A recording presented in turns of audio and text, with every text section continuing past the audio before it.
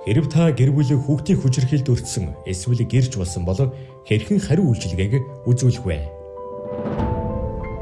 За тэгээ хандах ёстой газар нь л хандна да. Угсаал тэгээд цагдаа бүгдээ мэддэж байна. Хууль дүрмийн дагуу л одоо хуулийн байгууллагт нь хандна. Одоо тэгээд цагдаа дэллээл тэгэл ааш дүүр яах. Голцоо энэ голуул дүн цагдаа руу л мэддэг хэлгүй тийм.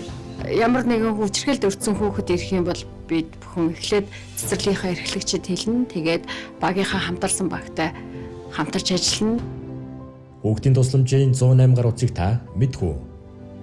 Тэгээд тэр чинь өстэй ашиглаж байгаа гэж 108 гэдэг чинь юу л дээ. Мэдээгүй.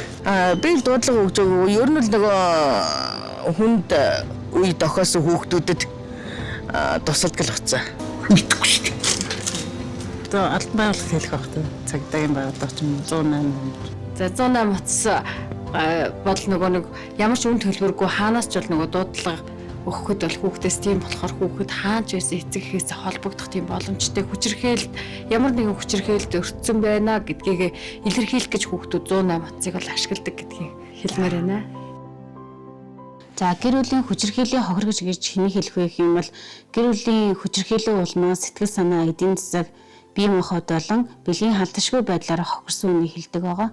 Хэрвээ та гэр бүлийн хүчирхийллийн талаар гомдол өгөх, зөвлөгөө мэдээлэл авах хүсвэл 107 утас руу залгаж болно. Мөн хүүхэд гэр бүлийн хүчирхийлд өртсөн болон өртөж болзошгүй тохиолдолд хүүхдийн тусламжийн 108 утас руу хандаж зөвлөгөө мэдээлэл авч болно.